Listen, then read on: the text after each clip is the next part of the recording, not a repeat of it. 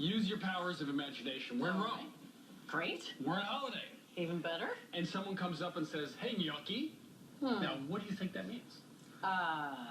It means, can I buy you a glass of wine? No, it means, hey, stupid. No, what? oddly enough, we looked into the history of gnocchi. It does mean Italian means stupid. I don't know why. You just called me stupid. I said someone else. Who was God. So the history of gnocchi goes back actually to the 1500s. That's when potatoes arrived in Italy, and they essentially poached them. They're small, poached dumplings. That's right. Now you can take it from there. All right. Well, I always thought gnocchi meant impossible because they're nearly impossible to make at home. The key, though, we found with making great gnocchi that are light, full of flavor, is a lack of moisture inside the gnocchi. We want them to be moist enough so that they're tender, but not so much that they're sinkers.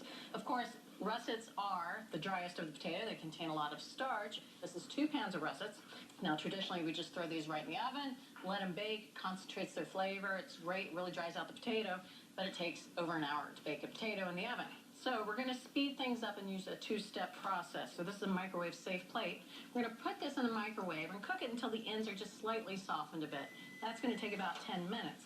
And after that, I'm going to stick these potatoes right into the oven where they can dry out even further and really concentrate their flavor. And that's going to take about 15 to 20 minutes to fully soften these potatoes so that a skewer inserted meets very little resistance. Got some hot potatoes here for you, Chris. Hot, hot, hot. And they are fully tender. See? In and out, no problem whatsoever. So, we know that these are ready to go. You're just showing me, so if I didn't believe you. Pretty much. Yeah. Okay. I know you by now. We get 4 cooked potatoes. Okay. I'm going to cradle one right in a towel because it's super hot. And I'm going to use a paring knife, and the skin should just really slip away in these big shards like this. We need to get these potatoes out of the skins, and we're going to do this while it's hot because we want to release as much steam that's still in those potatoes because, again, dry potatoes means less flour, means less doughy gnocchi. All right, so that's done.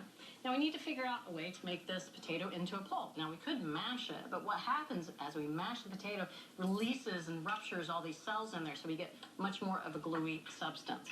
So what we found that was much better is if we used a ricer. We're not going to handle the potatoes too much, and we're going to do this while they're hot, again, to release a lot of steam. So what I'm going to do is just spread this out to a nice even layer. We want as much steam to escape as it possibly can, so about 5 minutes. It should cool down rather quickly. Meanwhile, let's go check in with our gadget guru, Lisa McManus. Well, Chris, we like rotary graters. They're really good for grating